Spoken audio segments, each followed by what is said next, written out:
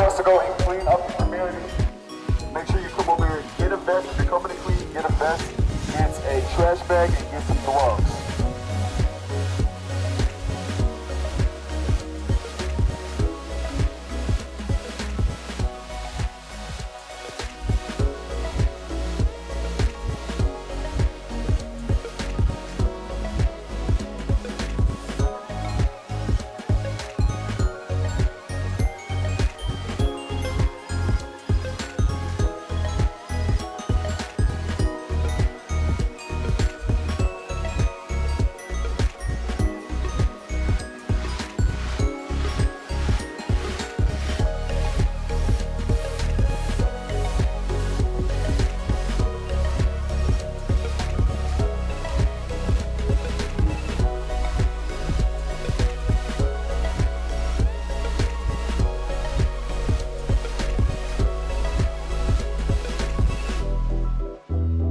Look at the team just coming in strong like always. Let's go.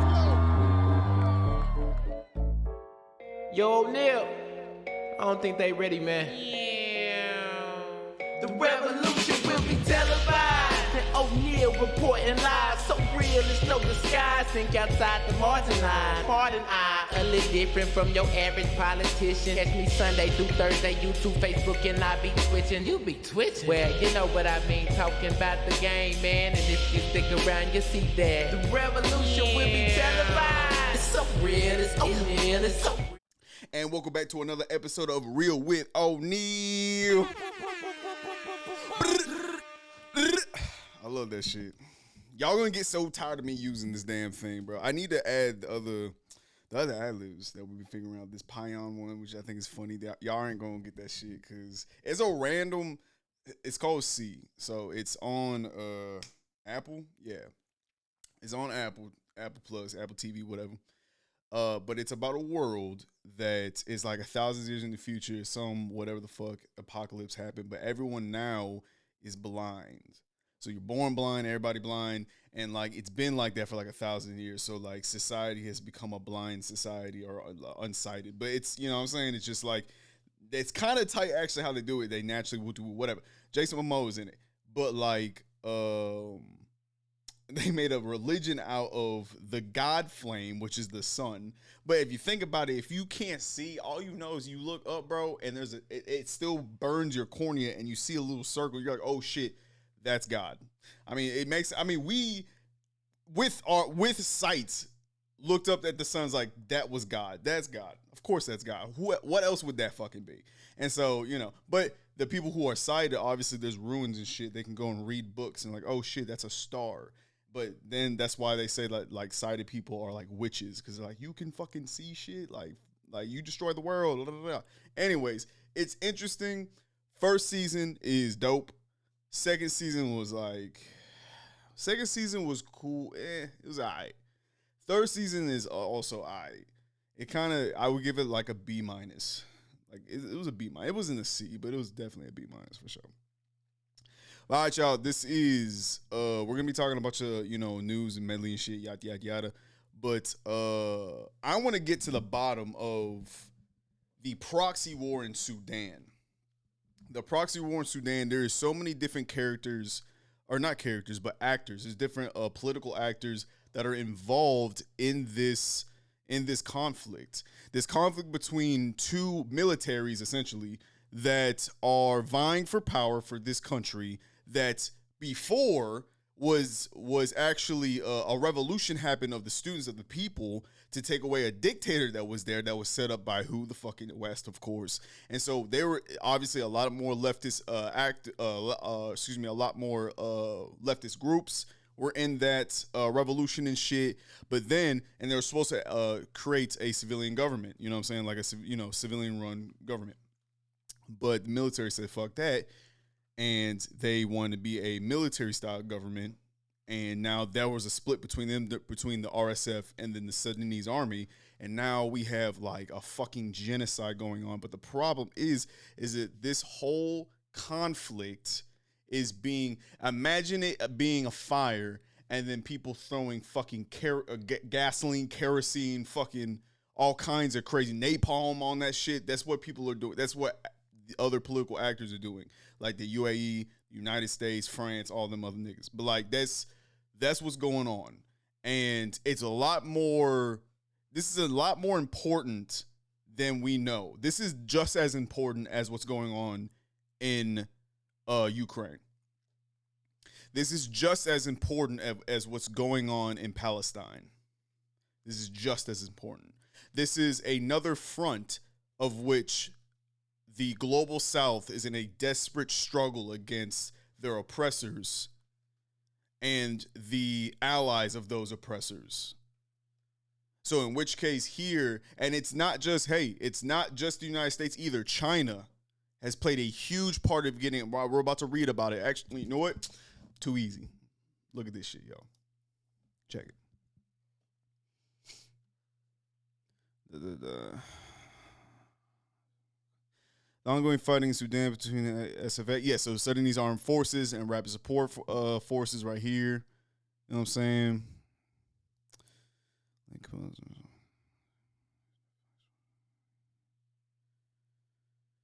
Weapons available are mostly Soviet, Russian, and Chinese made. Again, like this, and I was talking about this with I think it was like one of my ex coworkers, but we're basically getting into an economy because essentially everyone is prepping up for war. Everyone is putting money into their military right now. Military contractors, they're making a fucking bank, bro. They're making a bank. And like that's why when we look at the binary system in the United States of like the Democrats and Republicans and shit, what they both agree on is giving money to the military. They both agree on that. They both agree on continuing conflicts overseas. They both agree on that. That's perfectly fucking clear. Because it's not just because the image of an empire that people don't need to understand, because we live in an empire. The United States is an empire, period. Empires of old, you know, would expand their borders to assimilate other, like old school, you know what I'm saying? Like there would be the United States, Canada, and Mexico empire. Like it would be like one big border. That's not really how at least that's what neoliberalist empires, that's not what they look like. They look like having full dominance over your economic and political and social freedoms. They and on top of that, of course, invading countries don't align with us. It's because another thing is neoliberals are capitalists. So the biggest thing that the United States did, the first thing they really did, was they took their Navy that was still intact after World War II and basically made sure that all of the trading channels across the world were open specifically for us first, obviously, but globalization to open up, but it's not just for the United States, but the companies of the United States to be able to go and pillage, murder, and take resources from any country that they chose. Just not, you know, it's not the United States doing it. It's capitalists. And so, but here's the thing though, China is doing the same thing specifically here with weapons, because we do that too, of course. But now, because everyone's throwing money into their military, including China and Russia and us, of course, because we know a big fucking showdown is going to happen in the next like fucking 10 years, 5 to 10 years, maybe less, depending on what happens. But like now, everyone's trying to get rid of their old shit. Everyone's trying to get rid of their old shit. Everyone's trying to, like, China's giving away Chinese Type 88s. Look, like, what the fuck? This sounds like some shit out of, like, it's like, yeah, it's a Soviet era, like, this is a Soviet era weapon, bro. They're giving them they're just selling off all their shit, basically. All their inventory, all their old shit, selling it off. And they're selling it off to fucking Africa. And they're propping up and they're fueling the flames of conflict and destruction and genocide because they profit off of it. So there's no way we can call upon the UN, for example, to do anything, because the UN can't do anything without the direct approval from the UN Council or the Security Council, which is made up of the 9 motherfuckers who are destroying the world, basically. China's on that bitch. Russia's on that bitch. We're on that bitch. The only one who's not real is Israel on that bitch. I don't know if Israel is.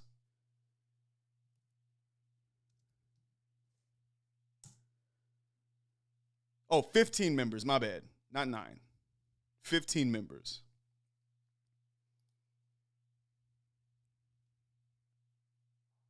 Oh. There's 5. I'm sorry. It's the 5 permanent members who I'm talking about. China, France, Russia, UK, us.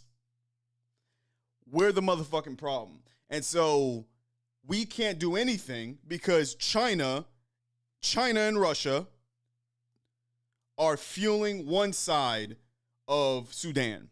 Then you have France, UK, and the United States fueling the other side of Sudan. I feel as if when we talk about the Cold War, what is the Cold War, bro? I feel like the Cold War was the Cold War was almost like it made its battleground lines with the collapse of the USSR, but like we're still in that. We're still fueling one side or the other side of conflicts at the demise of the civilian and indigenous population and the fucking environment. So we're just destroying these countries, dominating the people, stripping their resources, and the only thing that you can really do is fucking fight. And that's kind of one of the also issues with Haiti. Like, why is Haiti a failed state? Well, Haiti's a failed, quote unquote, a failed state is because it's been stripped of the bones of its home. So the foundation is shaky and it just collapsed. It collapsed. But that was intentional and by design by the enemies of Haiti. And so it's the same thing in this situation with Sudan. We're not allowing Sudan to be a nation, be its own people. And that's on top of course, having to be accountable for us in the global South for the bullshit that we allow in our society because, we benefit from it as well. And that's where the corruption and, the social instability and shit. Because at the end of the day, in Sudan, Sudanese people are killing Sudanese people with the weapons of our oppressors. So we got to do something about that as well. But yeah, so that's a Chinese Type 88. You know what? You want to see what the Chinese got now? I forgot what they're fucking called. Chinese modern. What's their modern? Whatever. It's the Type 99.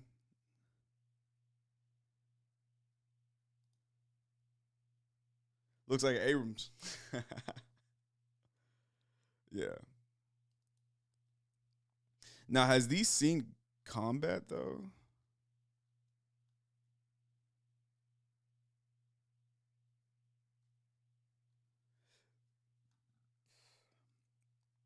I don't think these seen combat.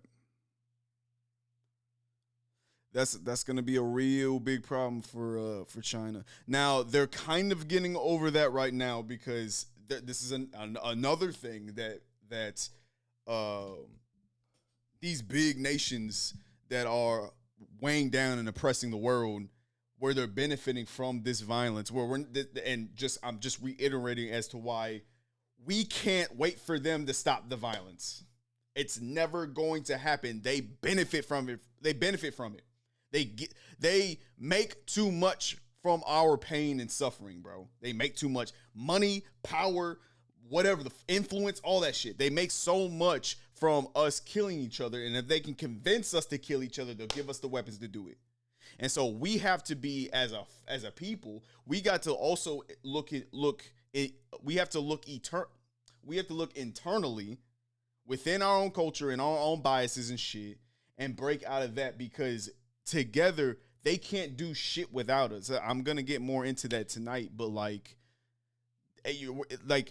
it's always our labor, our resource, our ideas. So it's not just. Yeah, I was saying this to my girlfriend the other day. Like, I was like, scientists and shit that only make like $50,000 a year in a lab, bro, out in Massachusetts and some shit. They are working class, bro. But it's them. It's those educated, passionate, and inspiring folks who just love doing science for the love of doing fucking science, that actually create the wonderful and beautiful inventions and technology that can benefit humanity or society at whole instead of a select few assholes. So like that is also something that we have to make sure that we are proud of as the people. You know what I'm saying? As everybody. You know what I'm saying? Like it comes from all sources, bro, from the quote unquote poorest community to the quote unquote most affluent community. People are people. You'll find beauty. So like we should probably not purposefully or intentionally fucking destroy ourselves, because that's basically what we're doing.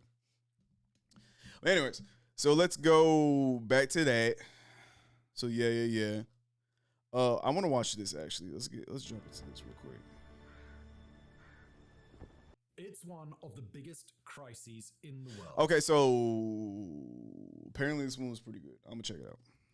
A sprawling civil war that has destroyed cities, killed a bare minimum of 13,000 and displaced more people than any other conflict on Earth.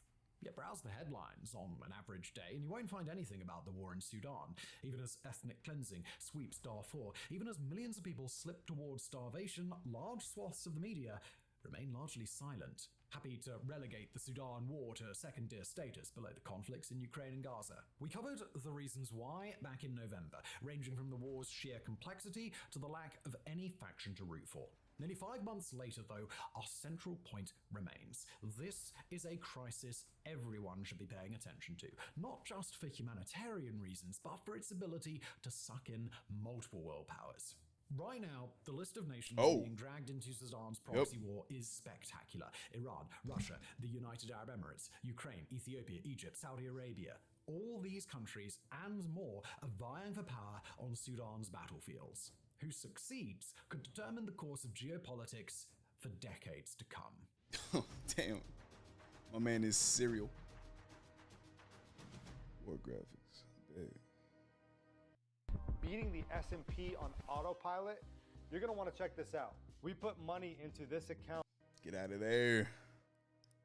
I should probably get YouTube in Sudan Plus. on April 15th, 2023. The 45 million inhabitants of this vast African nation have experienced hardship on a staggering scale. The UN estimates over 8 million people have been displaced by the fighting, far more than even in Syria or Ukraine. About 25 million people are in dire need of humanitarian assistance, while the International Rescue Committee estimates that 7 million could be on the brink of famine. Across the country, whole cities have been destroyed. The capital, Khartoum, and the largest city, Omdurman, have been reduced to hollow wrecks. In the west, wild looting and arson has devastated El Janina. Officially, the UN death toll stands at over 13,000, but almost everyone believes that that's an undercount. The fighting and subsequent anarchy in El Janina alone may have ended 10,000 lives, and the city may not even be the worst hit. In short, the war is an ongoing disaster. A disaster UN officials have described as, quoting, one of the worst humanitarian nightmares in recent history.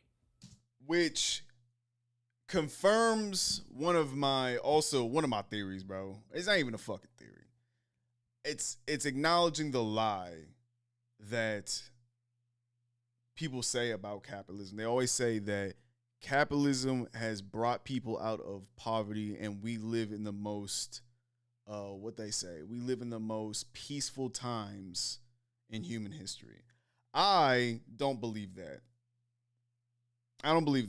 I think that the span of history that's been taught to us, the propaganda that has been taught to us as Americans since the inception of this nation, bro, has been a huge projection, because it's talks about taming, and I'm talking about Western society basically, of taming the world and shit and industrializing the world.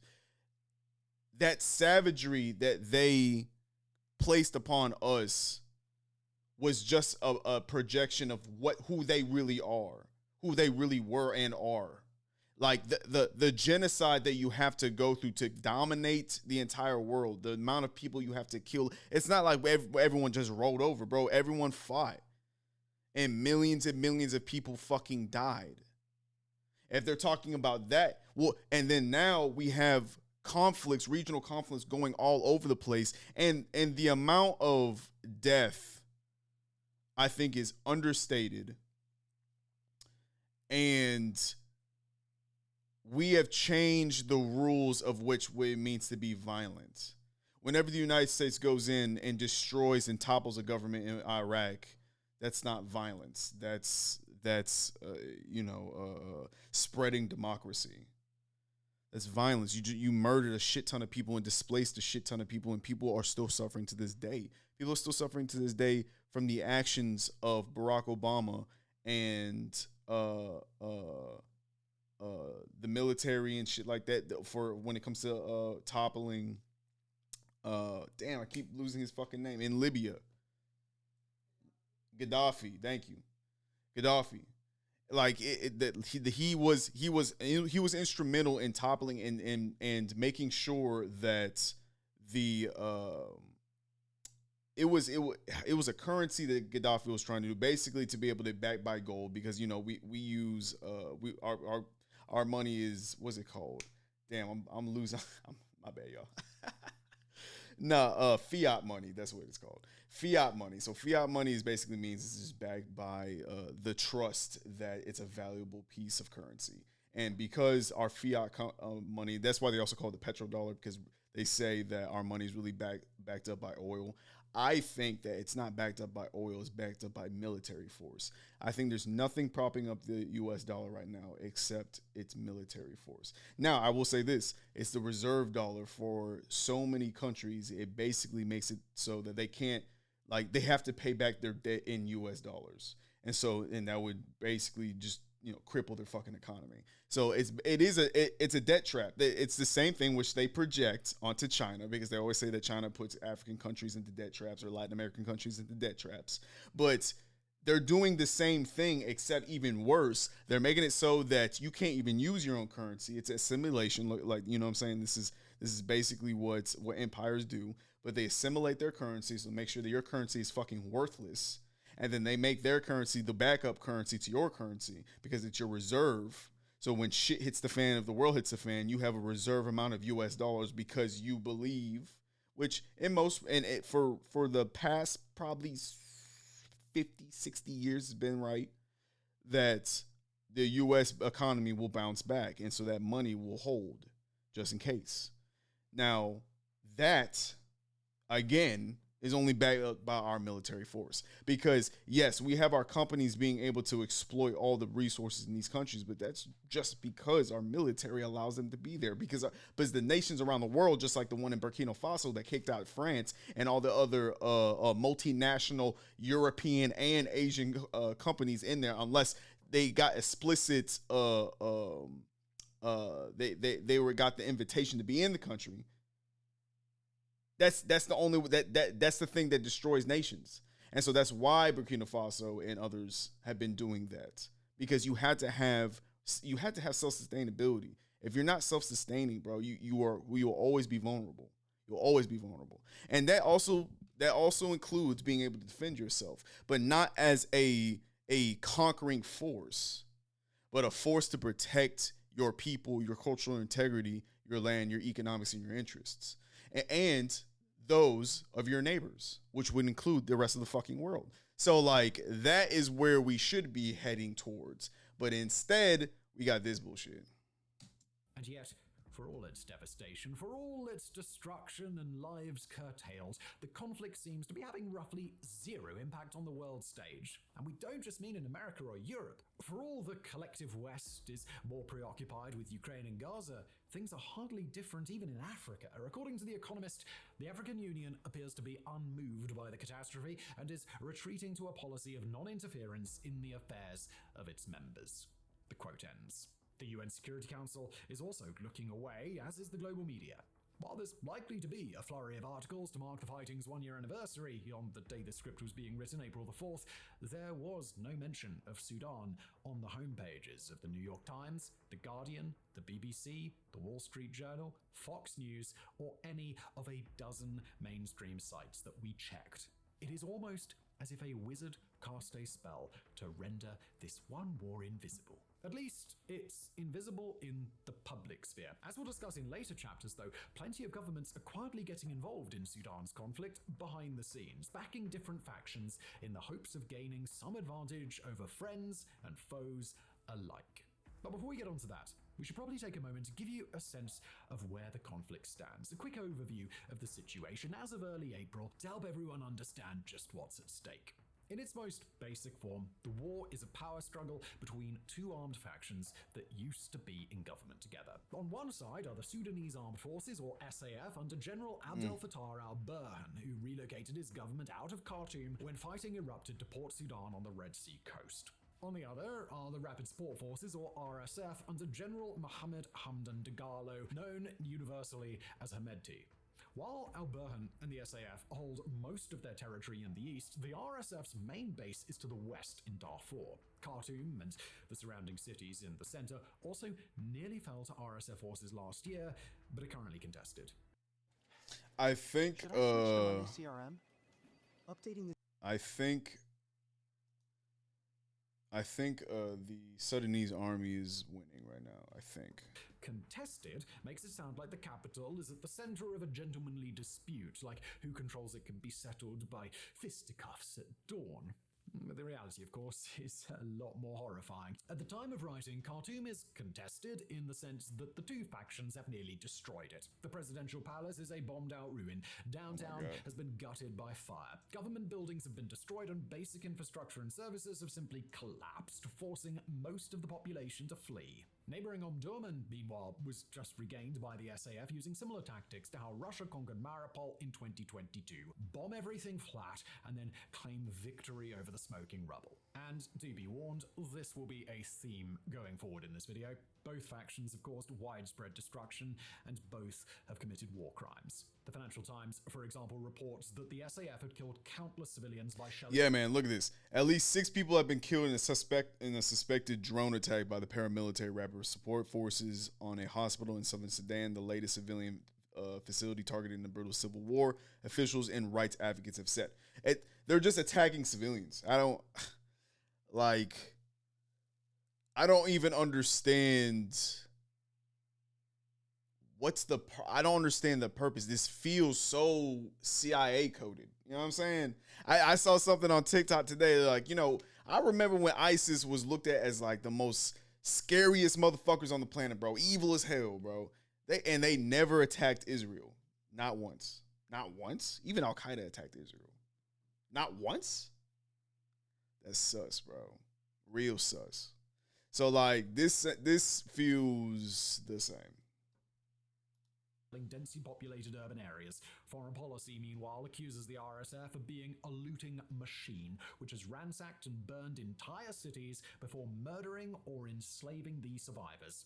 And then there's the harrowing tales of sexual abuse. To quote the FT again, women's campaigners say more than 1,000 women in Khartoum have been by fighters from both sides. Jesus Christ, Add to this, bro. the reports of ethnic cleansing by the RSF against the African Masalit tribe in Darfur, and it's clear that Sudan today is a vision of hell, a place where monstrous men do monstrous things, while few outsiders seem willing to pay attention.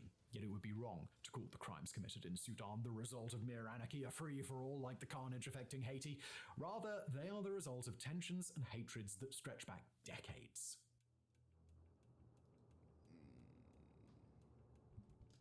Like many large African states with illogical colonial-era borders, Sudan has seen its fair share of civil wars. From the moment it gained independence from the UK in 1956, Sudan almost immediately plunged into a conflict powered by the fissures between North and South, what the New Statesman calls the country's division between the majority Arab and Muslim North and the poorer Christian and Animist South. Lasting until the 1970s, the conflict was then followed by a second round that kicked off in 1983 and didn't end until 2000. Another example of which Christians don't give a fuck about other Christians, especially when they're brown. 5. By then, 2 million people were dead, and Sudan itself had fallen under the iron boot of Islamist dictator Omar al-Bashir, who would reign until 2019. But it's the two Sudanese civil wars of the 20th and early 21st centuries that have had the most impact on today's conflict. The driving issue of those fights was mostly solved when South Sudan split off in 2011 to form a brand new country. No, The conflict with the deepest connection to today's civil war took place not in Sudan's south, but its west, specifically in the vast savanna region known as Darfur. Kicking off in 2003, the Darfur War was the great atrocity of its era. Technically beginning when local armed groups launched a rebellion against the center, it soon developed into an ethnic conflict marked by a genocidal campaign against black communities like the Fur, Masalit, and Zakhawa, a campaign carried out in large part by the Janjaweed. Arabic-speaking nomads, the Janjaweed militias are the direct ancestors of the rapid support forces that are currently battling the SAF. Foreign policy describes how ethnic Arabs first arrived in Darfur 300 years ago, where Wait. So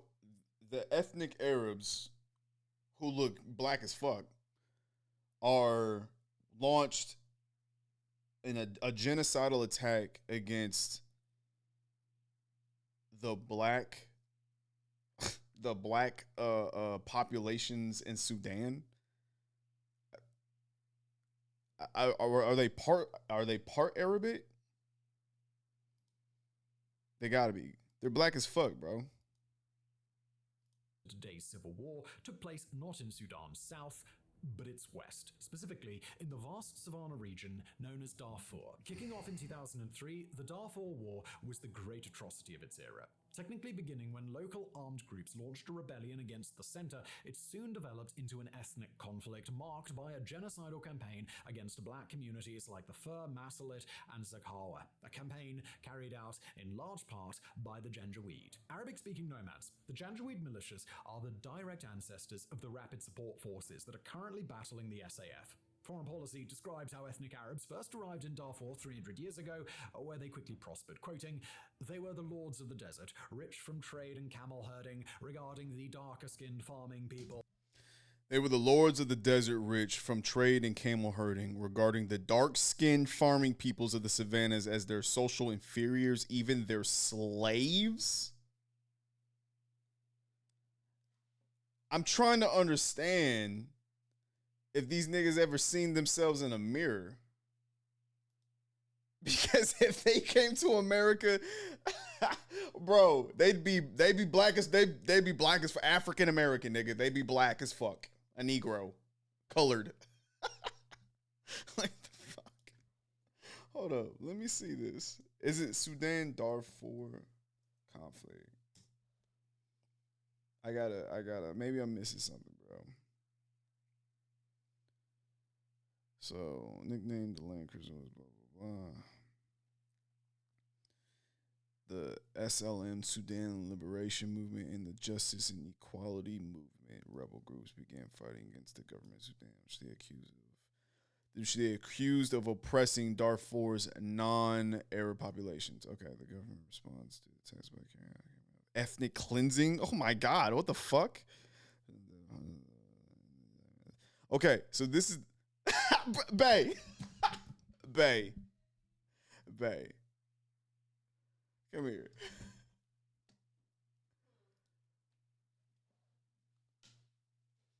Is this not a black man? That's a black guy. He was trying to ethnically cleanse the non-Arab, whatever the fuck that means, the non-Arab black population. Like the indigenous black Yeah. population? No, they're indigenous as well. I guess Arabs aren't technically indigenous, no. But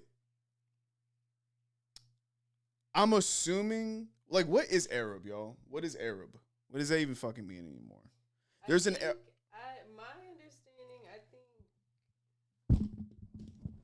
To my understanding, my very small knowledge on it, I think Arabism is like the adopted culture of people conquered by like the Kingdom of Arabia. Well, right. So people that don't conform to that would then be non-Arabs. See, I don't know, because Arab to me sounds like white or black, like it's a race, and which is not true. There's a ethnic Arab group, but also within Arabia, there's like a couple different types of like ethnic groups. Right. So like that's why race is all fucked up. Like Arab, like the Arab world. What the fuck is the Arab world? What does that even mean? I've always understood it to mean the regions in which like the regions in which non-black Muslims rule, like Muslim controlled areas, but like non-black Muslims control them. Yeah. I mean, that's how I always understood. Right. Because I did know that there was like a history of like quote unquote Arabs like enslaving other people. Oh yeah, in Africa for sure. The Arab, there's like the trans-Saharan slave trade was basically just as big as the transatlantic. It just wasn't based upon chattel slavery, but like it's just weird because like yes, like there was the conquering of the Arab invasion of like North Africa and things like that, and the influence of the different dynasties that controlled specifically North Africa. I get that, but those peoples up there, there was peoples up there that were there forever. You know what I'm saying? Like back even like during the Phoenicians and shit. You know what I'm saying? Like they were like they're indigenous folk, and now they're Arabs all of a sudden. That doesn't make any sense to me. Like I think that's insult. That should be insulting to other Arab people, which I'm assuming it is, because it's another one of those things where they loop it into. I think that's based upon, because I think all race is white supremacy. It's an idea from white supremacy, races, and so I think that the Arab race is racist. Just like you know what I'm saying? Like that doesn't make any sense. And like to me, it's a little weird. How many? Let's check it out. How many ethnic groups are in Saudi Arabia?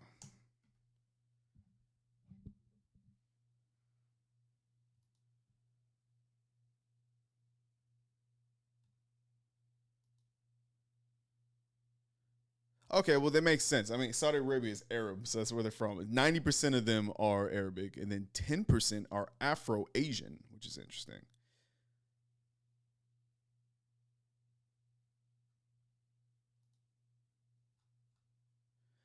How many ethnic groups are in Jordan?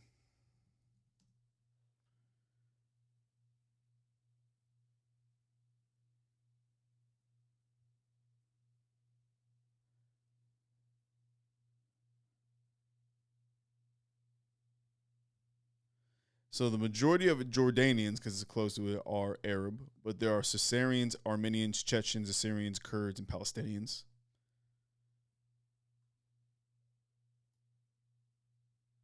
What about Lebanon? Fuck, Lebanon.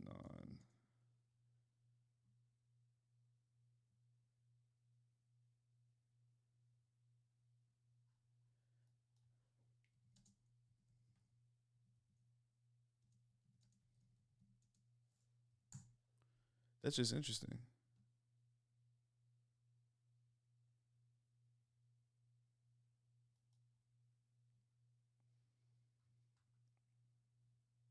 Arab is not a race. It's not a single race. That's what I'm trying to say. Like, why are we diversity? Arab world becomes large. Arab is an identity. Thank you.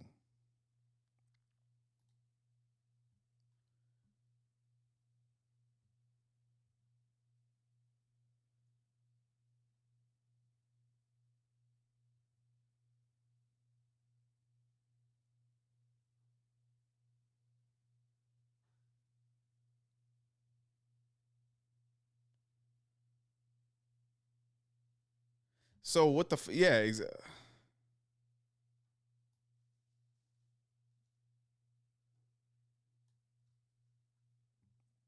First of all, appearance is only one part of the genetics. However, genetics itself is a negotiable part of Arabness, from what I can tell. Like all ethnicities, Arabness is a social right there. Yeah, I feel. You know what I'm saying? I feel like it's a social. No, it is And it's not like how many different tribes were in Saudi Arabia? Okay, we're getting off topic because I'm trying to figure this shit out, bro. But like, anyways, it just doesn't make sense. It makes no sense that this clearly African man, that you shouldn't murder or ethnically cleanse anybody, obviously. But I find it a little funny. And it's not funny, but I find it a little ironic that this African man is calling other Africans, I'm going to kill you because you're African, while being African. That doesn't make sense. And I lost the video. I think I need to move on anyways. Yeah, it's about an hour. Yeah, so that, I want to get back into that a little bit more, man. But I want to move on because I really want to talk about tonight, yo. I want to talk about Elon Musk. I want to talk about all of the bullshit that this South African Afrikaans refugee has and is doing to the United States and the environment, which is so crazy. Because I remember a day when Elon Musk and Tesla and when this is like when SpaceX was just getting up and shit, that they were talking about how like they're going to change everything EV. It's going to be green energy. They were using all kinds of green energy phrases and dogma and shit like that.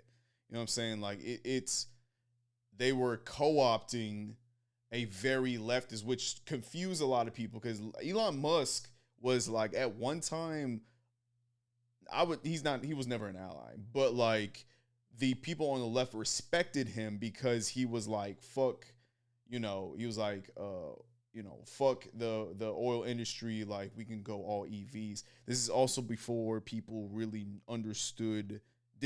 People did not understand where these rare earth metals or the batteries, just the metals inside of their car was coming from. Because we never really thought about it before. I mean, I'll be honest with you, even in normal fucking cars, they still use that shit.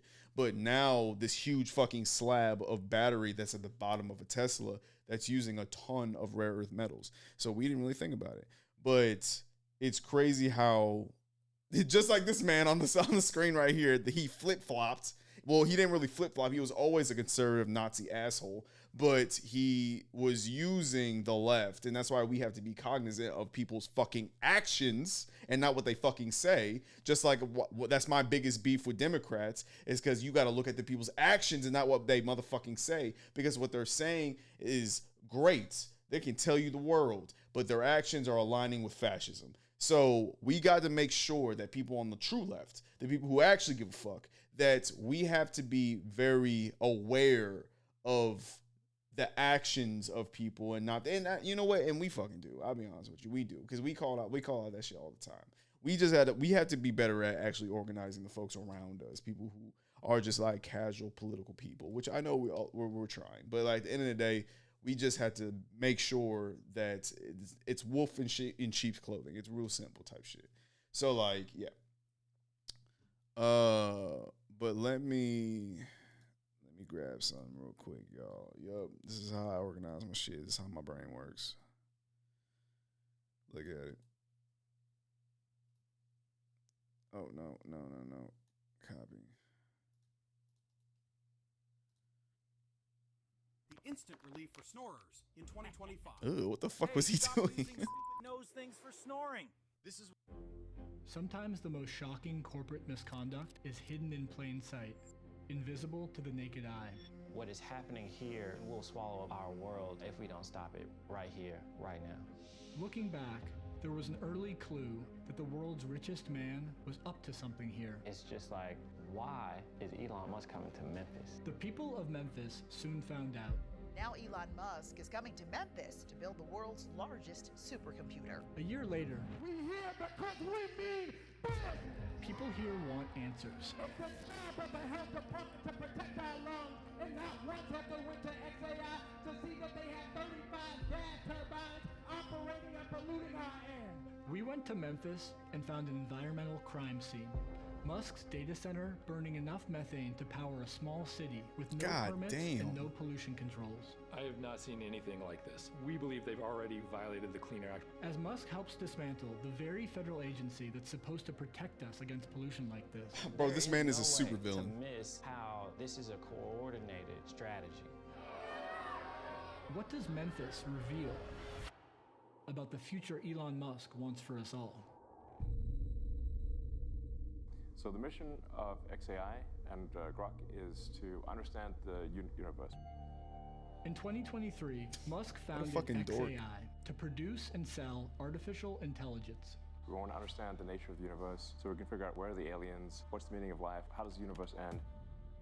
Its main product is Grok, an AI All the wrong answers. that he's incorporated into Twitter, or X. All the wrong Musk questions. was entering the race to dominate the AI market, but he was arriving late, years after competitors like OpenAI and Google had begun training their AI systems. So in Musk's mind, he had to move fast. We went to the data center providers and said how long would it take to have 100,000 GPUs operating coherently in a single location, and we got time frames from 18 to 24 months. So we're like, well, 18 to 24 months, that means losing as a certainty. So the only option was to do it ourselves. Been waiting for this moment. I am pleased to announce that XAI's Gigafactory of Compute, the world's largest supercomputer, is to be located in Memphis, Tennessee. Who's this motherfucker right here? Nah. Back it up. Memphis Chamber of Commerce. Who's this motherfucker?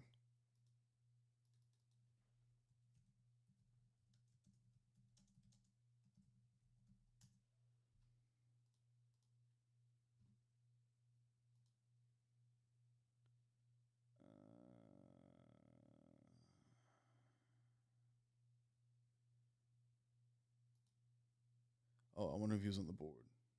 He's probably on the board, that motherfucker. Oh.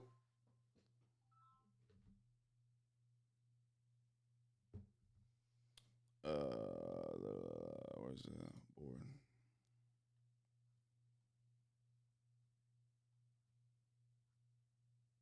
Maybe that wasn't the chamber. Was that the...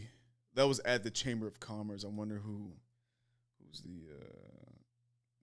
Memphis City Council.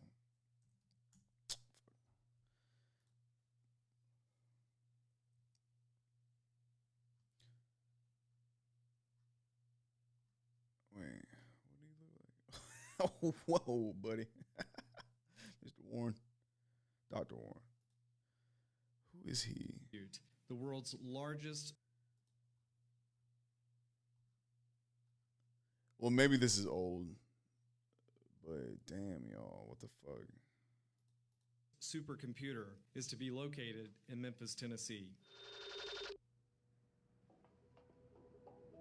Musk dubbed the project Colossus, after a movie about a supercomputer that becomes sentient and assumes total control of the world. And so, my fellow human beings, we all directly and indirectly live in the shade, but not the shadow of Colossus. When you think about the computational power that it will take to put humans on the surface of Mars, that's going to come from the Gigafactory of Compute that calls Memphis home. We were told that by the company. And so it required speed and power. It's announced as a done deal. Keyshawn Pearson grew up in South Memphis. A billionaire and his organization is coming to our city, and we're just finding out after the land has been purchased, after the project has been approved by certain officials, right, who did know. This is huge. This puts the word out there that Memphis understands operating at the speed of business. As a community, we're trying to reach out to people and understand what is XAI. He built it without us even knowing that it was being built. We had to watch this over X or Twitter. Brent Mayo, Elon Musk would tweet often about where they were in the progress, how fast things were moving. To train an AI system, a data center requires an enormous amount of electricity. The question was, where would the power come from? Most companies, when they come to the city of Memphis, they plug into our power grid. That's what you think would happen. Why would this be any different? Unfortunately, we learned because it is a billionaire's corporation, it would be a lot different. XAI made a deal with the local electric company for 150 megawatts of power and agreed to build a new substation to help meet that demand. But Musk's ambitious plans suggested he would need much more power than that, and fast. Soon, people started to notice some unusual structures outside the facility. I drove out there, and the first thing I did was hear the turbines. You can smell it as well. Such a disturbingly unique smell. From the road, Keyshawn and others could see a row of machines that are typically only used for remote or emergency operations. Mobile gas turbines. I have never seen portable turbines used like this. Patrick Anderson works on air quality cases for the Southern Environmental Law Center. We know that these kinds of generators require air permits. And so right off the bat, we started filing records requests with the local Shelby County Health Department. Do you have an air permit application from XAI? And they came back and basically said, no, we have nothing to hand over. We also filed records requests with EPA to see what they had. They also did not have details on what is on the ground out there. Nobody from the regulatory side, the health department, the city, EPA, has told the public or us really one iota of what's actually operating out there. To figure that out, Patrick and his team hired a photographer to capture the data center from above. The images revealed far more turbines than anyone knew about. God damn. 35. I couldn't believe it. I was absolutely stunned. How do we not know about this? According to XAI leadership, the turbines are not being used and are not connected. Under pressure, XAI claimed it was using less than half of those turbines. I've talked to the XAI leadership team. There are 35, but there are only 15 that are on. The other ones are stored on the site. Well, first Oh, off, and these you are just expensive. believe that face Shortage now. value, bro? That's ridiculous. Don't obtain these turbines and put them on site if you're not intending to operate them. Right, duh. So Patrick and his team sent the photographer back out with a high-end thermal camera. Yup. Too easy. What Fucking we saw, idiots. 33 of the 35 were very clearly operating. The turbines were capable of generating about 420 megawatts of electricity, enough to power around 300,000 homes. Mm-hmm. That's They crazy. built a power plant out there. And they've done it overnight, no air pollution controls, quick and dirty, no permit.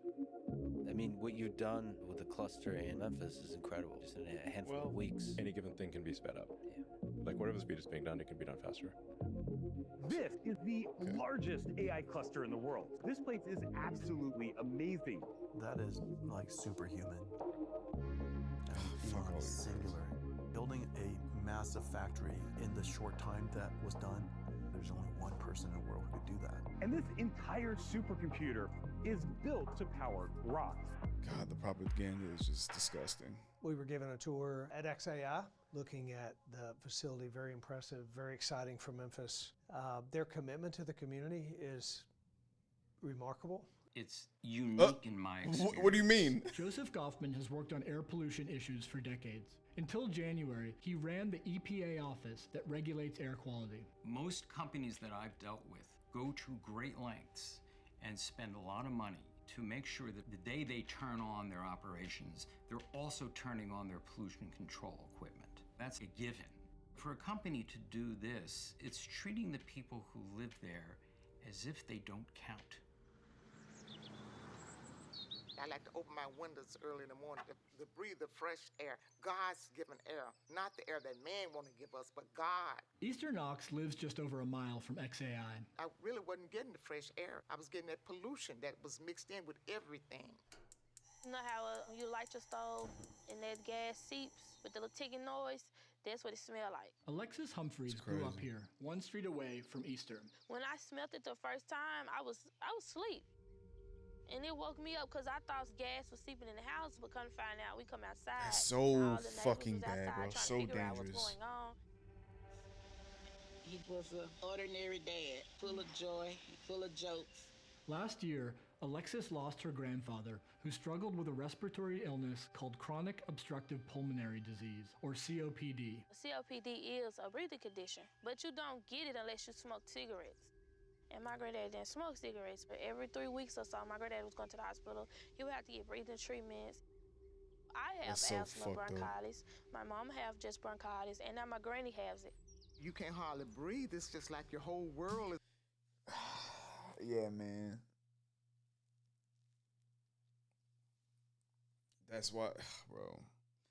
That's why health is so important. Health is so important. Our environment is so important.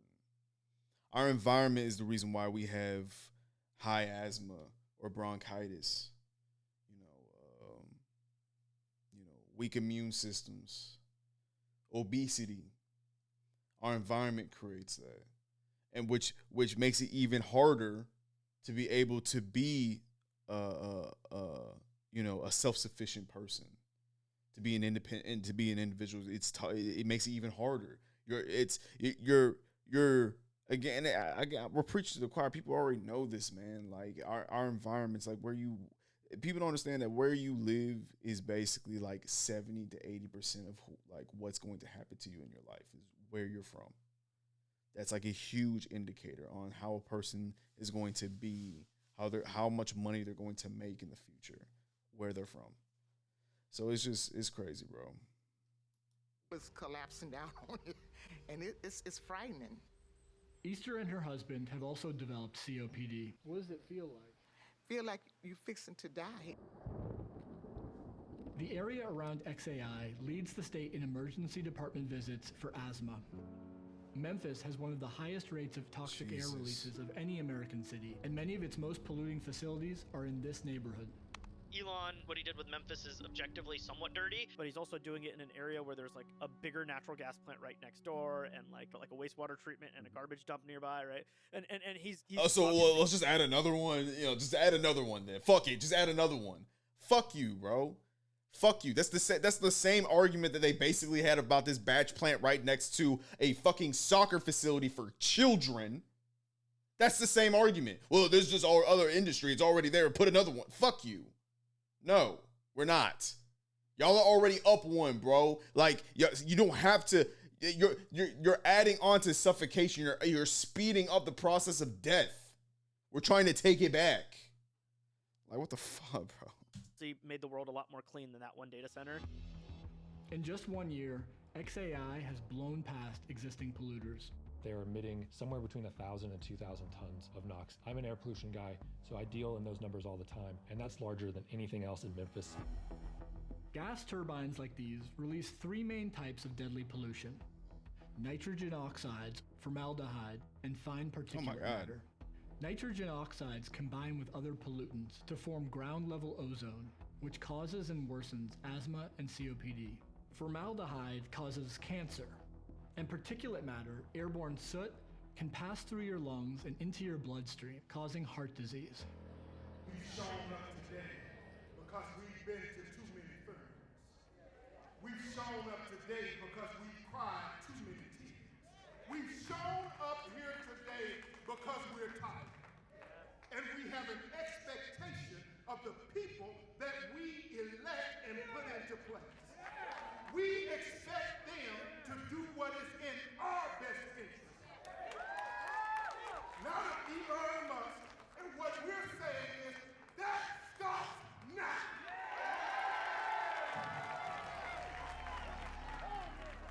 In April, hundreds of people came to a high school in South Memphis to talk about XAI.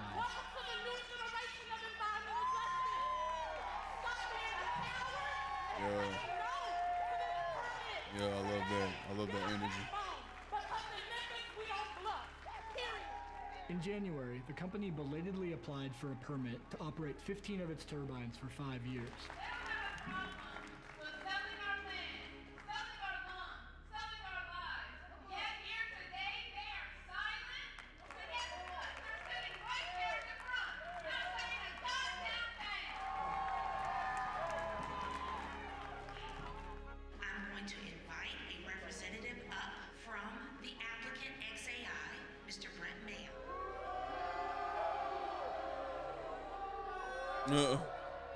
Yeah, let him know. Fuck this guy.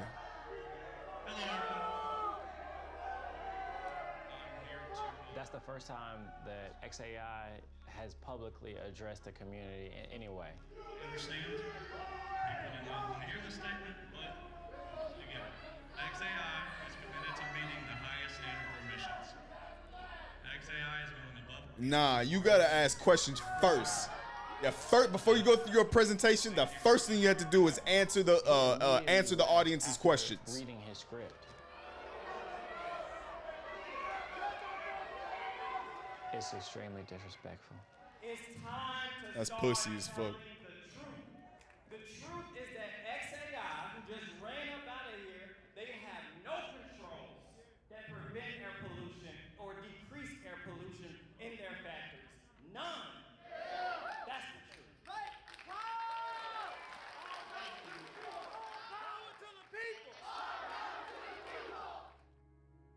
To date, local and state authorities have taken no action against XAI. Of course. Running turbines without permits or pollution controls is also a violation of the Clean Air Act, which it's the EPA's job to enforce. But to date, the EPA has done nothing, and Elon Musk is doing what he can to keep it that way.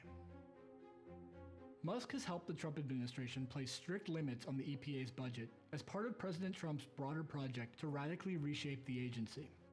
Trump's EPA has begun what it calls the biggest deregulatory action in U.S. history. To fulfill President Trump's promise to unleash American energy and give power back to the states. It eliminated the EPA's office that assists heavily polluted communities like South Memphis and canceled billions of dollars of funding for addressing pollution. So you've slashed already $22 billion in grants, but you used Doge, if I'm not mistaken, to take down your head count? It's been great. The people working on the Doge mission are EPA employees. What they provide to me are recommendations. I have found that working with Elon and Doge has been fantastic, a big help to our efforts. In March, the EPA look at that announced plans shit-eating to roll back grain, over bro. 30 Fuck air that and water demon. quality standards, including protections against fine particulate matter. The new head of the agency describes promoting the AI industry as a core part of the EPA's mission. It's about unleashing energy dominance, making America the AI capital of the world. And the EPA can't be restrictive of that. We can't be suffocating it. Making America the world's AI capital means prioritizing a massive expansion of data centers, and hundreds of them are now under construction. Thank you, Mr. President. Thank you. With Trump's EPA backing that effort, there may be little recourse for the communities downwind. XAI comes from a culture of Silicon Valley. That culture is go fast and break stuff. Break things. A week after this hearing, XAI announced it would reduce the number of turbines it's running at Colossus over the next 2 months, but it's also dramatically expanding. I'm happy to announce that XAI is increasing their footprint. It's building a second larger data center. Oh yeah, we've already started work on the next cluster. Yeah, about 5 times the power. Where its construction permit application indicates it's considering using between 40 and 90 gas turbines, and enough electricity to power 40% of Memphis. So we're not like stopping here. In February, during an XAI product launch, Elon Musk gave the closest thing to a public explanation for what he's done in Memphis. Well, we needed a building, so we found an Electrolux factory in Memphis. That's why it's in Memphis, home of Elvis. And also, I think it was the capital of ancient Egypt. Then we needed power, at least 120 megawatts at first, but the building only had 15 megawatts. So we initially leased a whole bunch of generators. So we have generators on one side of the building, trailer after trailer of generators, until we can get the utility power to come in. You know, it's like interesting. It's not like, oh, we just magically made it happen. You have to break down the problem, just like Grok does for reasoning. XAI did not respond to questions for this report. What's happening in Memphis, that is Elon's vision. Mr. President, all systems are activated. Congratulations, Dr. Foreman. It's a marvelous achievement. Thank you. A technocracy, to be able to do whatever he wants, whatever he chooses, to experiment, to kill, to destroy the environment at the behest of his machines. What that will amount to is a plantation economy for the rest of the world. Yes. A desolate wasteland of data centers is to follow. Yes. Damn. Thanks so much for watching our video. Damn. I'm gonna have to run that back because that's crazy. I need to go to the bathroom. We'll be right back. Yo, Neil. I don't think they ready, man. Yeah.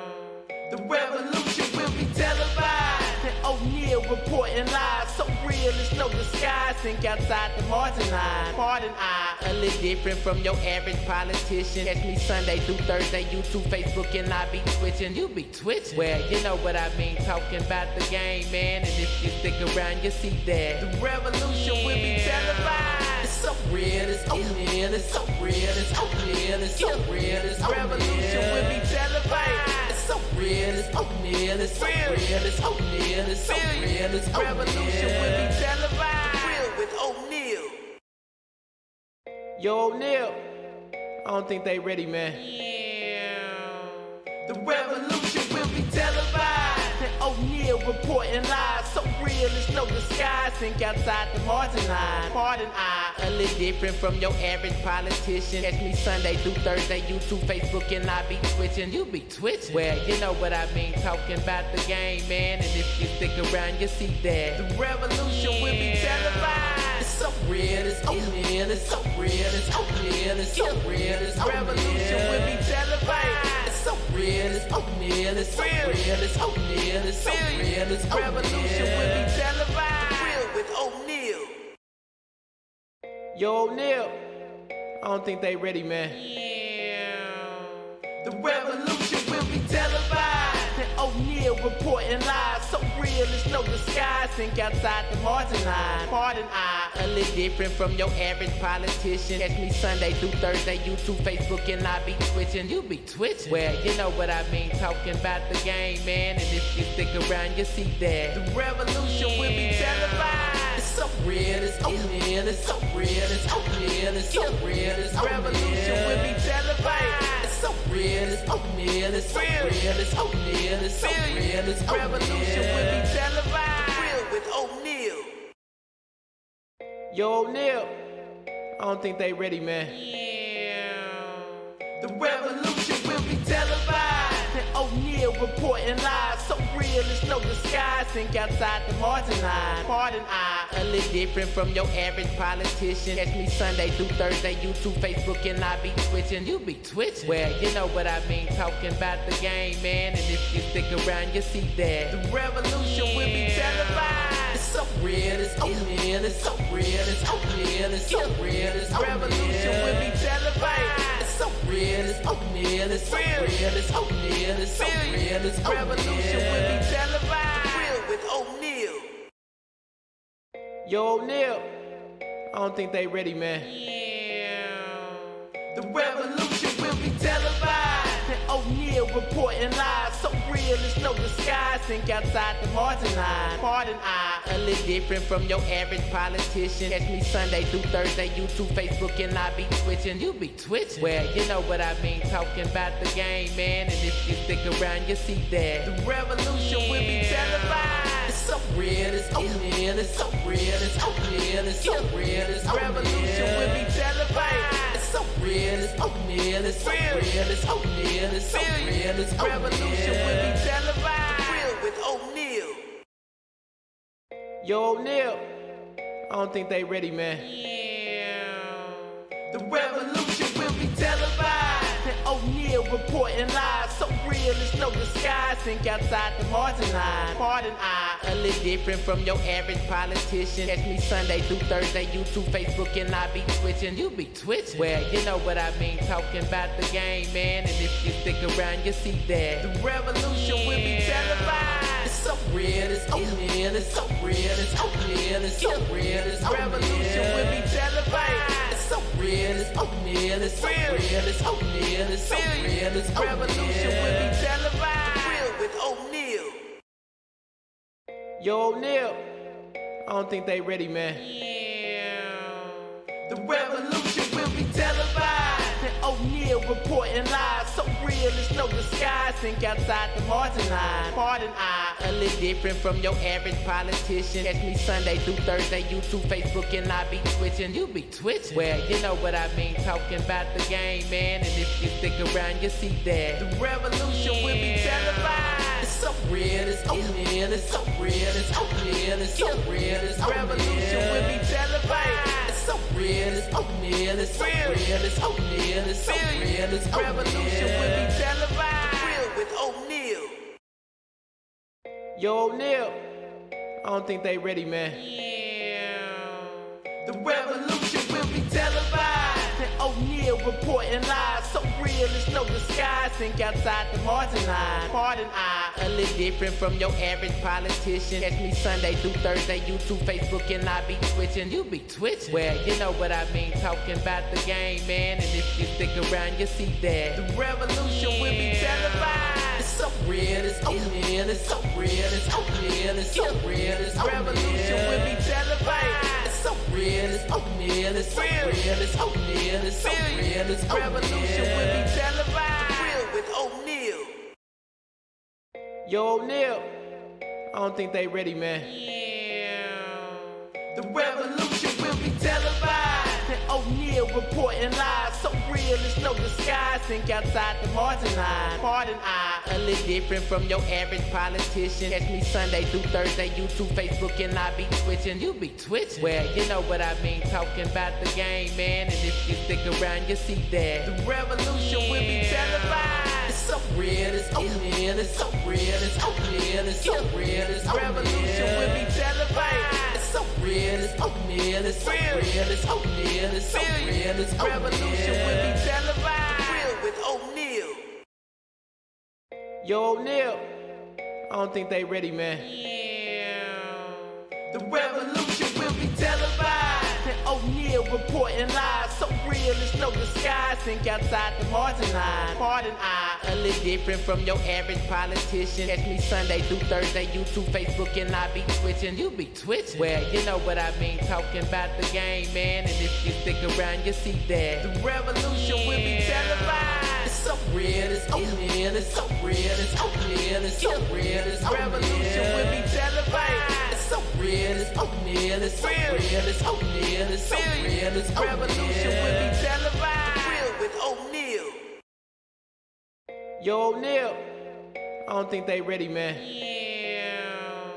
The revolution will be televised. And O'Neal reporting live. So real, it's no disguise. Think outside the margin line. Pardon, I a little different from your average politician. Catch me Sunday through Thursday, YouTube, Facebook, and I be twitching. You be twitching. Well, you know what I mean. Talking about the game, man. And if you stick around, you see that the revolution will be televised. It's so real, it's O'Neal. It's so real, it's O'Neal. It's so real, it's revolution will be televised. It's so real, it's O'Neal. It's so real, it's O'Neal. It's so real, it's revolution will be televised. Real with O'Neal.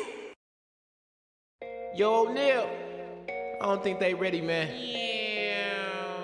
The revolution will be televised. And O'Neal reporting live. So real, it's no disguise. Think outside the margin line. Pardon, I a little different from your average politician. Catch me Sunday through Thursday, YouTube, Facebook, and I be twitching. You be twitching. Well, you know what I mean. Talking about the game, man. And if you stick around, you see that the revolution will be televised. It's so real, it's O'Neal. It's so real, it's O'Neal. It's so real, it's revolution will be televised. It's so real, it's O'Neal. It's so real, it's O'Neal. It's so real, it's revolution will be televised. Real with O'Neal. Yo, O'Neal, I don't think they ready, man. The revolution will be televised. And O'Neal reporting live. So real, it's no disguise. Think outside the margin line. Pardon, I a little different from your average politician. Catch me Sunday through Thursday, YouTube, Facebook, and I be twitching. You be twitching. Well, you know what I mean. Talking about the game, man. And if you stick around, you see that the revolution will be televised. It's so real, it's O'Neal. It's so real, it's O'Neal. It's so real, it's revolution will be televised. It's so real, it's O'Neal. It's so real, it's O'Neal. It's so real, it's revolution will be televised. Real with O'Neal. Yo, O'Neal, I don't think they ready, man. The revolution will be televised. And O'Neal reporting live. So real, it's no disguise. Think outside the margin line. Pardon, I a little different from your average politician. Catch me Sunday through Thursday, YouTube, Facebook, and I be twitching. You be twitching. Well, you know what I mean. Talking about the game, man. And if you stick around, you see that the revolution will be televised. It's so real, it's O'Neal. It's so real, it's O'Neal. It's so real, it's revolution will be televised. It's so real, it's O'Neal, it's so real, it's O'Neal, it's so real, it's revolution will be televised. Real with O'Neal. Yo, O'Neal, I don't think they ready, man. The revolution will be televised. And O'Neal reporting live. So real, there's no disguise. Think outside the margin line. Pardon, I a little different from your average politician. Catch me Sunday through Thursday, YouTube, Facebook, and I be twitching. You be twitching. Well, you know what I mean. Talking about the game, man. And if you stick around, you see that the revolution will be televised. It's so real, it's O'Neal, it's so real, it's O'Neal, it's so real, it's revolution will be televised. It's so real, it's O'Neal, it's so real, it's O'Neal, it's so real, it's revolution will be televised. Real with O'Neal. Yo, O'Neal, I don't think they ready, man. The revolution will be televised. And O'Neal reporting live. So real, there's no disguise. Think outside the margin line. Pardon, I a little different from your average politician. Catch me Sunday through Thursday, YouTube, Facebook, and I be twitching. You be twitching. Well, you know what I mean. Talking about the game, man. And if you stick around, you see that the revolution will be televised. It's so real, it's O'Neal, it's so real, it's O'Neal, it's so real, it's revolution will be televised. It's so real, it's O'Neal, it's so real, it's O'Neal, it's so real, it's revolution will be televised. Real with O'Neal. Yo, O'Neal, I don't think they ready, man. The revolution will be televised. And O'Neal reporting live. So real, there's no disguise. Think outside the margin line. Pardon, I a little different from your average politician. Catch me Sunday through Thursday, YouTube, Facebook, and I be twitching. You be twitching. Well, you know what I mean. Talking about the game, man. And if you stick around, you see that the revolution will be televised. It's so real, it's O'Neal, it's so real, it's O'Neal, it's so real, it's revolution will be televised. It's so real, it's O'Neal, it's so real, it's O'Neal, it's so real, it's revolution will be televised. Real with O'Neal. Yo, O'Neal, I don't think they ready, man. The revolution will be televised. And O'Neal reporting live. So real, there's no disguise. Think outside the margin line. Pardon, I a little different from your average politician. Catch me Sunday through Thursday, YouTube, Facebook, and I be twitching. You be twitching. Well, you know what I mean. Talking about the game, man. And if you stick around, you see that the revolution will be televised. It's so real, it's O'Neal, it's so real, it's O'Neal, it's so real, it's revolution will be televised. It's so real, it's O'Neal, it's so real, it's O'Neal, it's so real, it's revolution will be televised. Real with O'Neal. Yo, O'Neal, I don't think they ready, man. The revolution will be televised. And O'Neal reporting live. So real, there's no disguise. Think outside the margin line. Pardon, I a little different from your average politician. Catch me Sunday through Thursday, YouTube, Facebook, and I be twitching. You be twitching. Well, you know what I mean. Talking about the game, man. And if you stick around, you see that the revolution will be televised. It's so real, it's O'Neal, it's so real, it's O'Neal, it's so real, it's revolution will be televised. It's so real, it's O'Neal, it's so real, it's O'Neal, it's so real, it's revolution will be televised. Real with O'Neal. Yo, O'Neal, I don't think they ready, man.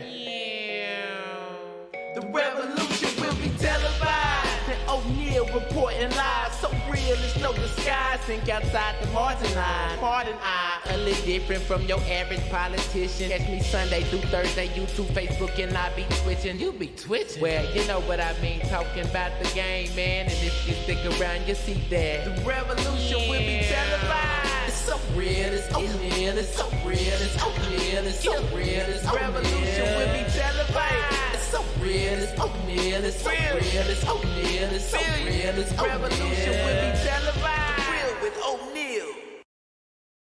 Yo, O'Neal, I don't think they ready, man. The revolution will be televised. And O'Neal reporting live. So real, there's no disguise. Think outside the margin line. Pardon, I a little different from your average politician. Catch me Sunday through Thursday, YouTube, Facebook, and I be twitching. You be twitching. Well, you know what I mean. Talking about the game, man. And if you stick around, you see that the revolution will be televised. It's so real, it's oatmeal, it's so real, it's oatmeal, it's so real, it's revolution will be televised. It's so real, it's oatmeal, it's so real, it's oatmeal, it's so real, it's revolution will be televised. Real with O'Neal. Yo, O'Neal, I don't think they ready, man. The revolution will be televised. And O'Neal reporting live. So real, it's no disguise. Think outside the margin line. Pardon, I a little different from your average politician. Catch me Sunday through Thursday, YouTube, Facebook, and I be twitching. You be twitching. Well, you know what I mean. Talking about the game, man. And if you stick around, you see that the revolution will be televised. It's so real, it's O'Neal, it's so real, it's O'Neal, it's so real, it's revolution will be televised. It's so real, it's O'Neal, it's so real, it's O'Neal, it's so real, it's revolution will be televised. Real with O'Neal. Yo, O'Neal, I don't think they ready, man. The revolution will be televised. And O'Neal reporting live. So real, it's no disguise. Think outside the margin line. Pardon, I a little different from your average politician. Catch me Sunday through Thursday, YouTube, Facebook, and I be twitching. You be twitching. Well, you know what I mean. Talking about the game, man. And if you stick around, you see that the revolution will be televised. It's so real, it's O'Neal, it's so real, it's O'Neal, it's so real, it's revolution will be. Yo, O'Neal, I don't think they ready, man. The revolution will be televised. And O'Neal reporting live. So real, it's no disguise. Think outside the margin line. Pardon, I a little different from your average. And welcome back. And so we're going to be talking about now the occupation of Hawaii. And we're going to be hitting it straight to the streets. To be honest with you, I was doing a little research, but like this one kind of caught my eye just because it's raw. It's one of those like not reaction videos, but like the dude goes around asking the locals like, what you feel about this, and they're like, man, fuck them. It's like that for 30 minutes. So let's check it out. If you're coming, then leave. Go back to the mainland. Wait, run it back. You're not gonna become a Hawaiian. If you're coming, then leave. Go back to the mainland. Being afraid of you guys here. Bro, what do we even do? You're not from Maui. Oh, we do white people. Okay. White people? Like really, really expensive. My baby sister had to move. Her and her family moved to Las Vegas to survive. Everybody getting priced out of paradise. Every year, 15,000 plus Native Hawaiians leave Hawaii to the mainland, which now has more Hawaiians than Hawaii itself. With the median house costing $1.1 million plus, the local Hawaiians are being priced out of paradise as millionaires buy second vacation homes, Airbnb entrepreneurs rent out their apartments to tourists, billionaires buy entire islands, and mainlanders move to Hawaii. The locals are unable to afford the rapid increase in the cost of living, turning places like Waikiki, the symbol of Honolulu's bustling tourism, into a dumping ground for homeless Hawaiians. But with nearly 24% of Hawaii's economy reliant on tourism, are tourists even welcome in Hawaii anymore? Don't come and don't buy land. Simple as that. Hawaii is the #1 most expensive state in America, while ranking #4 in homelessness. How much longer will Hawaii have Hawaiians? Has it gotten really expensive to live out here recently, or has it always been that way? It's gotten really expensive. Yeah? If you were to try to, I don't know, get a place right now, how much do you think that would cost for like a studio apartment? Oh my gosh. Like really, really expensive. Well, you come and pick up for me. What? Oh, I want to $1,300 for a fucking studio is crazy. Nothing from you, man. I don't need nothing from you. Oh yeah, all right. Oh, we do white people.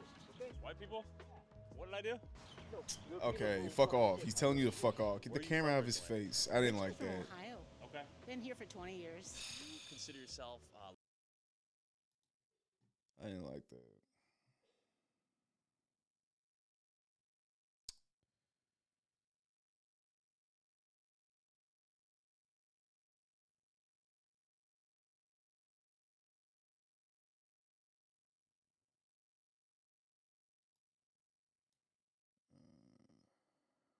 Yeah, so we should just accept it? Like, what the fuck are you talking about?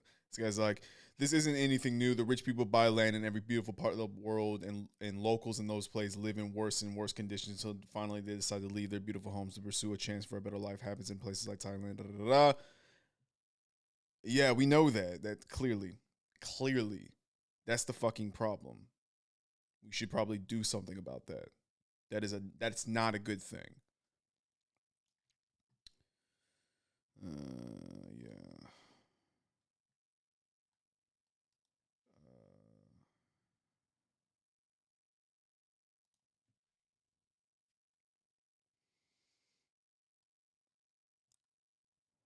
want to see more of a recent video.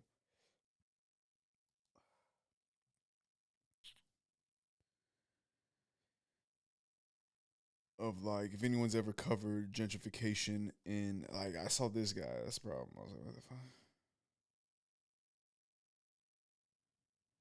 Okay, let's start with this. When you bring a Ruggable rug into your space, you're bringing in more than just a rug. With Ruggable, Residents of Lahaina are worried they'll be left behind as their town gets rebuilt. We're still grieving.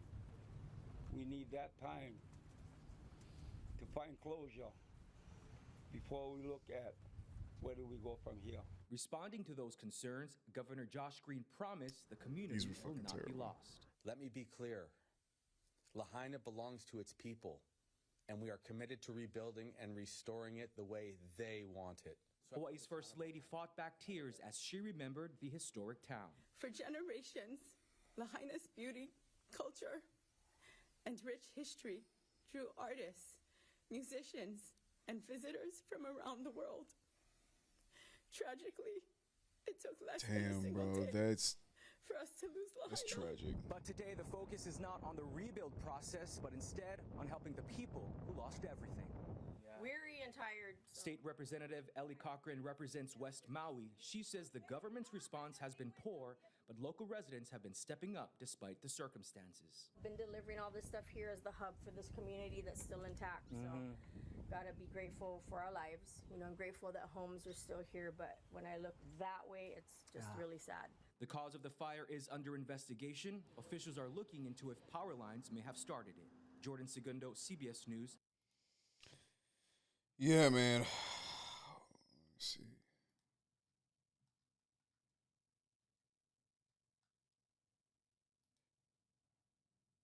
For people wondering why Native Hawaiians are begging people to stop moving to Hawaii, in the house I'm in right now, my grandmother bought this back in 1955 or so for $25,000. It is now 2021, which is 70 or so, 65 years later than that, and I just looked up my house on Zillow. This is what it's... Shut the fuck up, bro. Run that back. My mother bought this back in 1955 or so. 1955. For $25,000.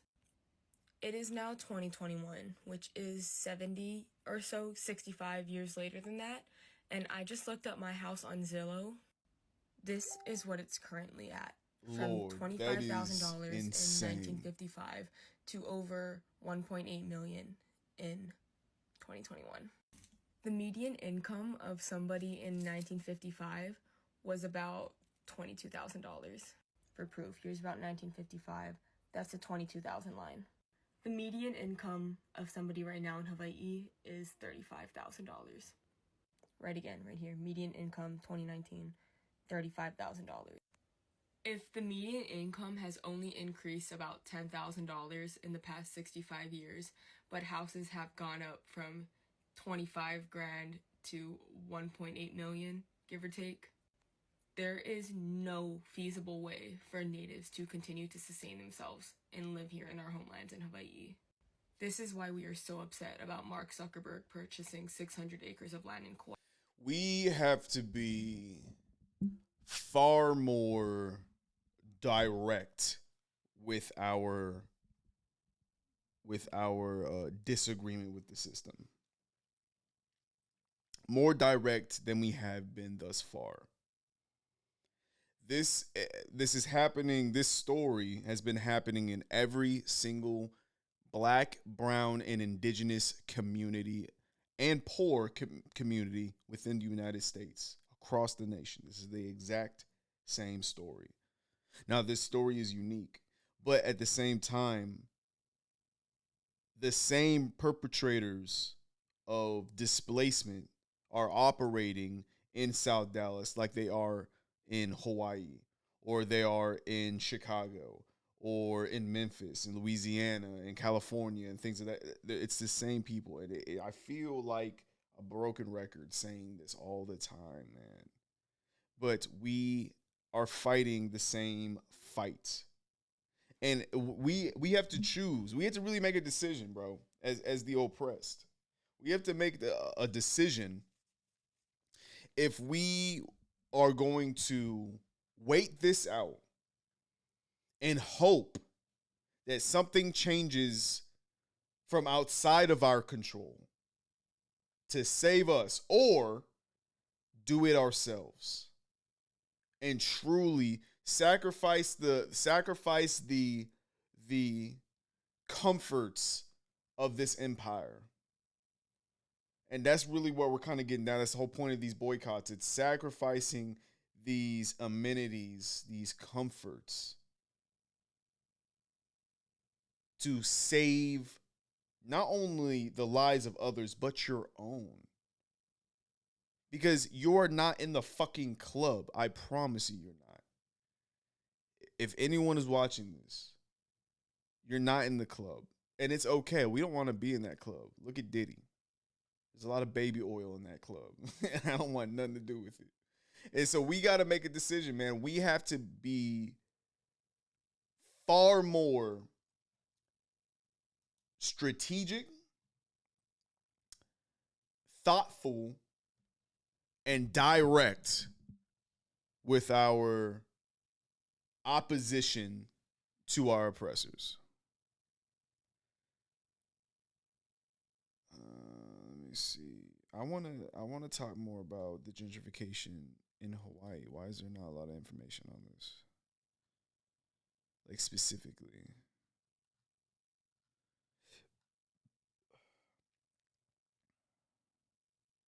Like, I want to do this one. This one's 7 years ago. I kind of want to get one that's a little bit more recent. And I don't like that. I ventured to the slums and ghettos of Hawaii. Fuck you. Get the fuck off the island.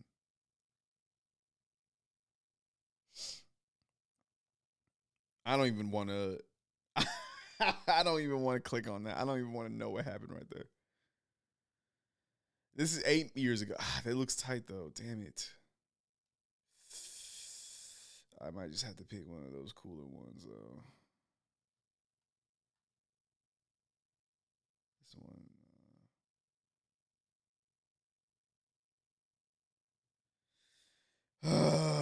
Man. I have to finish this paper. I'm swamped. No one told me college would be so...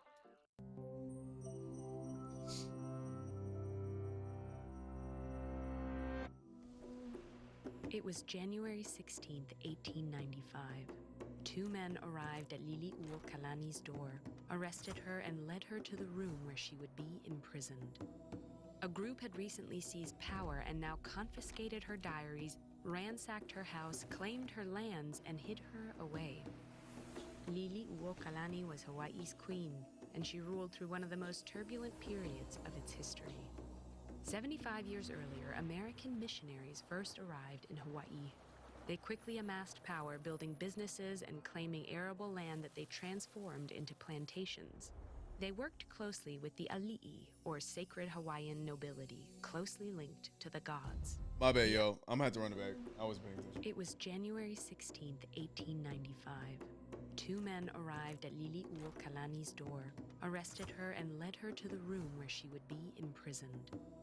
A group had recently seized power and now confiscated her diaries, ransacked her house, claimed her lands, and hid her away. Lili'uokalani was Hawaii's queen, and she ruled through one of the most turbulent periods of its history. 75 years earlier, American missionaries first arrived in Hawaii. They quickly amassed power, building businesses and claiming arable land that they transformed into plantations. They worked closely with the ali'i, or sacred Hawaiian nobility, closely linked to the gods. The ali'i appointed missionaries to government roles, where they helped establish Hawaii as a sovereign kingdom with a constitutional monarchy. But once certain business opportunities emerged, namely the prospect of exporting sugar to the U.S. tariff-free, some of I was just watching something about Puerto Rico when it came to sugar plantations. They formed a political group known as the plantations. Missionary Party and began plotting to annex Hawaii, bringing it under U.S. control. Liliuokalani and her siblings were born into an Ali'i family. In 1874, her brother, Kalakaua, ascended the throne, but 13 years into his reign, the emerging threat crystallized. The missionary party called a meeting where an all-white militia surrounded and forced the king to sign new legislation. Later called the Bayonet Constitution, it stripped Native Hawaiians of their rights, diminished the monarchy's power, and ceded control to this group of white businessmen. 4 years later, King Kalakaua died. Heartbroken, Liliuokalani said, by the base ingratitude of the very persons whose fortunes he had made. Prepared to fight, she assumed the throne. Despite death threats and rumors of insurgency, Queen Liliuokalani was determined to restore power to her people, an estimated 2/3 of whom had lost their voting rights. Flooded with requests for change, she authored a new constitution. But before she introduced it, the so-called Committee of Safety, a new organization that consisted of many missionary party members, hatched another plot. Under the false pretense that this new constitution endangered American property and lives, they staged a coup on January 17, 1893. More than 160 U.S. Marines marched to the palace, where the Committee of Safety removed Queen Liliuokalani from office. Thousands of Hawaiian people protested, some wearing hatbands reading Aloha Aina, or Love of the Nation. The alleged provisional government declared Hawaii a republic the following year. They proclaimed that Hawaiians couldn't vote or be government employees without signing a new Oath of Allegiance. Many refused. The following year, some of Liliuokalani's supporters attempted a counter-revolution. The Republic responded brutally, jailing hundreds and sentencing 6 people to death. In exchange for their release, the Republic made Liliuokalani sign a document that claimed to relinquish her throne, and they imprisoned her in the palace. Under constant guard, she composed songs expressing her love for her people and began making a patchwork quilt that told the story of her life. While she was only allowed news that had been reviewed by her jailers, her supporters often brought her bouquets from the garden she dedicated to them, wrapped in newspaper. Hell yeah. After 8 months, Liliuokalani was placed under house arrest. As soon as it was lifted, she traveled to Washington, D.C. with Hawaiian nationalists and over 20,000 signatures. There, they successfully convinced Congress to halt the Republic's annexation treaty. But the following year, the Spanish-American War began. Seeing Hawaii as a strategic military base, President William McKinley declared it a U.S. territory on July 7th, He was never not going to do that. breaking international law and devastating Queen Liliuokalani and her people. She spent the rest of her life petitioning for the restoration of her lands, Native Hawaiian rights, and national liberation. When she died in 1917, these dreams were unrealized. A member of the group that forced Queen Liliuokalani out of office once declared, "If we are ever to have peace and annexation, the first thing to do is obliterate the past." They failed at this goal. Queen Liliuokalani left a resilient legacy. Her commitment to her land and people never wavered, and many Hawaiians continue to fight in her memory. Speaking of Hawaii's children, Queen Liliuokalani said, "It is for them that I would give the last drop of my blood." Long before Queen Liliuokalani's reign, another queen ruled during turbulent times. Cleopatra is... Let's check this out. Fast teams need a fast CRM, and that's Monday CRM. It all started with the quick... This is the Hawaii most visitors never see. An hour from the luxury hotels and shops in the farthest corner away from Honolulu. It's the Hawaiians' Hawaii, working class and proudly native, where locals will tell you Hawaii is occupied by the U.S., that it has been for 124 years, and that it'll one day be free. We came here to see the native sovereignty movement in action.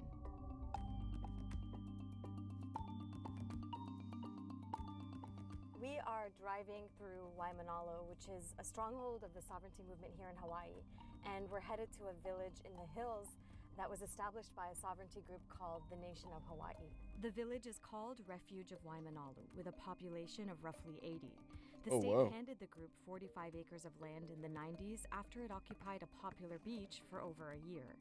Bumpy Kanahele is the group's leader and head of the village. Do you have your own passport here in the Nation of Hawaii? We have things ready to print out for the passports. Can I apply for one? They are banning Muslims in the U.S. We're taking in citizenship applications now, so any of you disgruntled Americans come on by, come to Hawaii, come visit us in Oahu, and we'll be more than happy to accommodate you. You gotta learn about us, our history. And for Native Hawaiians, it's a painful history.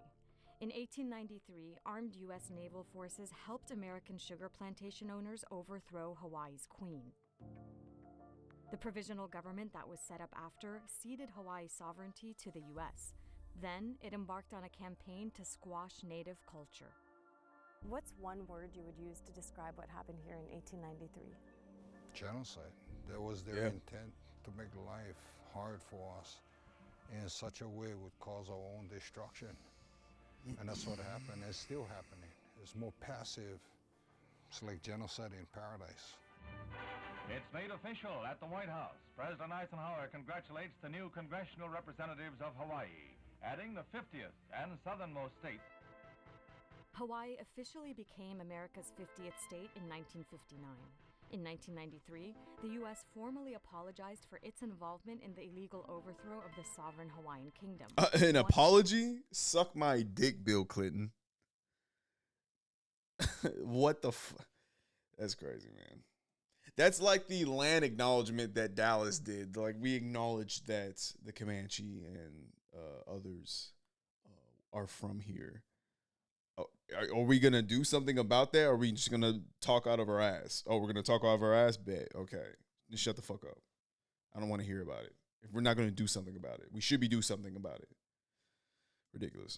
100 years after the fact. That's where the story of how Bumpy wrangled these lush foothills begins. In that apology resolution, the U.S. admitted that Native Hawaiians had never relinquished their sovereignty. Armed with that fact, Bumpy and 300 others occupied Makapu'u Beach. They set up tents and blocked the area for 15 months. Hawaii's governor asked Bumpy to end the occupation in exchange for a 55-year lease on this land.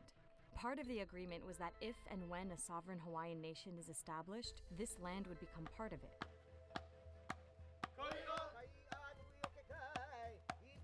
I think it's time, yo. Along with the renewed fight for independence came a cultural shift throughout Hawaii. Native Hawaiians began reclaiming traditions that were once actively suppressed. That meant teaching youth language and dance, getting traditional tattoos using ancient techniques, and fostering traditional farming and food making. But in reality, not much has changed.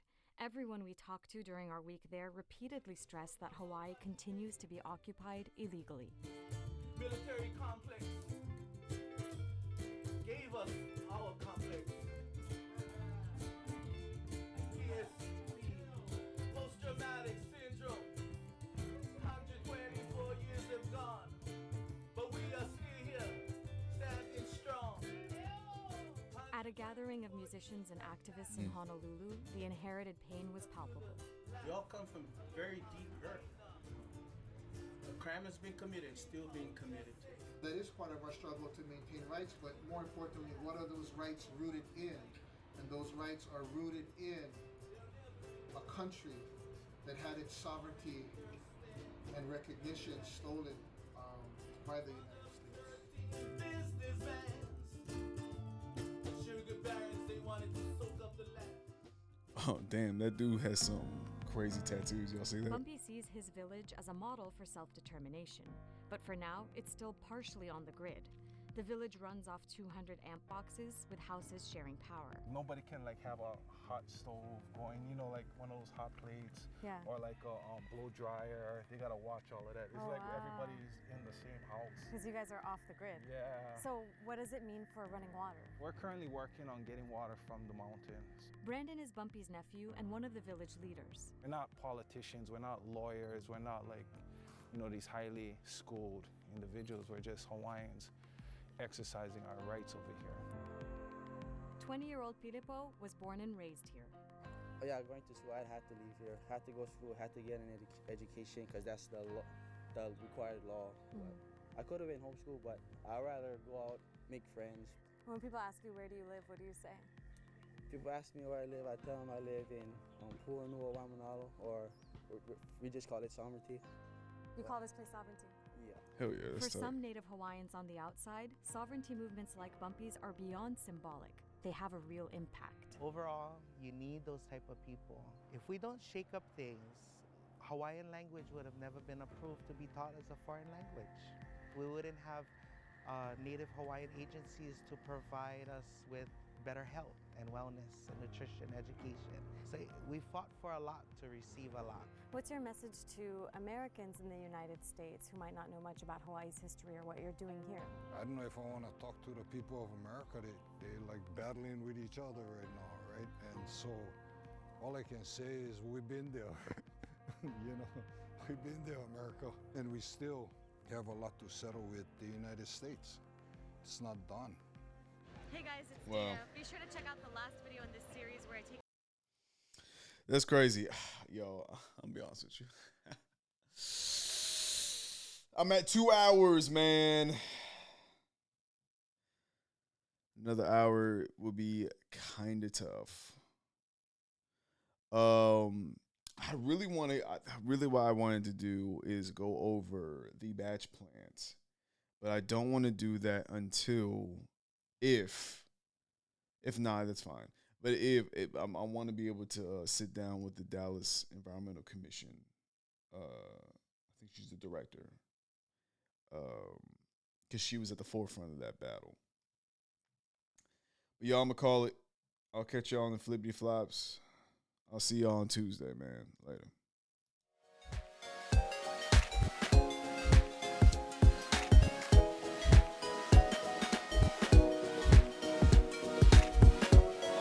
For us to go and clean up the community, make sure you come over here and get a vest. If you're coming to clean, get a vest, get a trash bag, and get some gloves.